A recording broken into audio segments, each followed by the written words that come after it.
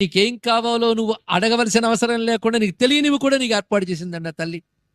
అలాంటి వేదం అనే ఒక మహాకల్పవృక్షం కామధేను ఉన్నప్పటికీ కూడా మనం దాన్ని అనుసరించి బాగుపడలేకపోతున్నామంటే దౌర్భాగ్యం అంత గట్టిగా ఉందని అర్థం మరొకటి కాదు ఇక్కడ. ఎందుకంటే ప్రారంధాలను కూడా ప్రక్షాళన చేసి ముక్తినివ్వగలిగే శక్తి వేదానికి తప్ప మరొక దానికి ఈ భూమి యందు లేదు లేదు లేదు. మన వేద ధర్మానికి వారసులు. అలాగే వ్యాసులు లాంటి మహానుభావులు దాన్ని తీసుకుని సామాన్యులకు కూడా అందించడం కోసం పురాణాదులు అన్నీ అందించారు. ధరించడానికి ఎన్ని అవకాశాలు ఉన్నాయో, కానీ కలి ప్రభావం చేత అన్ని మూసుకుపోతున్నాయి. రుద్రజాపి అంటే రుద్రజపపరాయణుడైన వాడు ముక్తో భవేత్, ముక్తిని పొందుతాడు. ముగ్గురికి ముక్తి గ్యారంటీ అని చెప్పారండి. ఎవరు సన్యసిస్తారో వారు ముక్తి తప్పదు. అంటే సన్యాసం అంటే శాస్త్రవిధిగా ఎలా చెప్పారో వైరాగ్యంతో ఉండడం, పద్ధతిగా స్వీకరించడం. అంతేగాని మంచి మూడు వచ్చింది కాషాయం కొట్టు కడుపు తిరగడం కాదు సన్యాసం అంటే. తనకు సంప్రదాయం ఉంది ఇక్కడ.